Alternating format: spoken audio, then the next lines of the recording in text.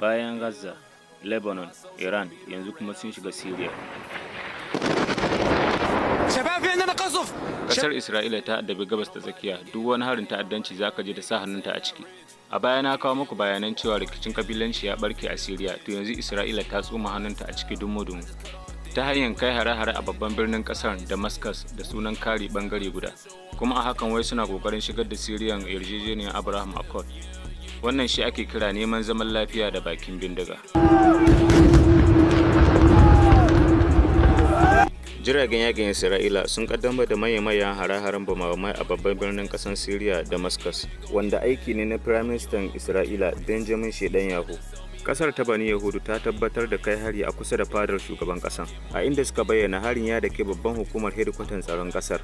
A cewar rahoto, hare-hare biyu Isra'ilan ta kai a cikin sa'a guda. Hakika hakan ya kasance babban tunzurawa ga kasar da tuni ta fuskanci tashin hankula har na tsawon shekara 14. 'Yan jarida na Al Jazeera ne suka naɗi faifan wannan bidiyon daidai lokacin da suka hango wasu jirage marasa matuƙa na ƙasar Isra'ila suna shawagi a sararin samaniyan babban birnin ƙasar Damascus. Kafafen watsa labarai na ƙasar sun tabbatar da cewa a halin yanzu dai mutane 3 ne suka riga mu gidan gaskiya, yayin da lamarin ya bar babban tambaya a zukatan mutanen 'yan ƙasan. A halin yanzu dai ana gudanar da bincike, ta iya yiwuwa yau ko gobe ko anjima a ƙara samun wasu sabbin adadin. A gabaki daidai makon da ya gabata wani gagarumin rikici ne ya barke a ƙasar Syria. Sama da mutane 200 ne aka ba da rahoton mutuwansu. Don haka menene dalilin da ya sa Isra'ila ta shiga cikin Syria da wannan faɗan?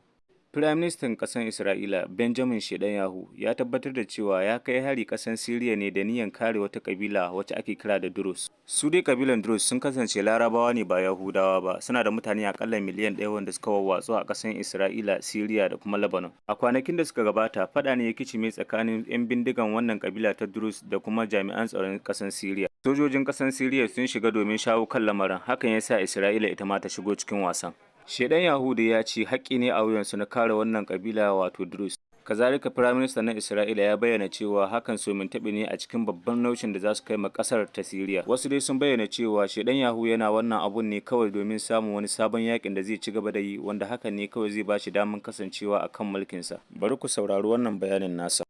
‘Ya'yan uwana kabilan Druze, al'amarin Suweda ya kasance babba, kuma gabashin Syria ya kasance haƙƙi ne ga hukumar IDF wato hukumar tsaron ƙasar Isra'ila ta kare shi. Kar ku samu damuwa, muna tare da ku har ko da yaushe.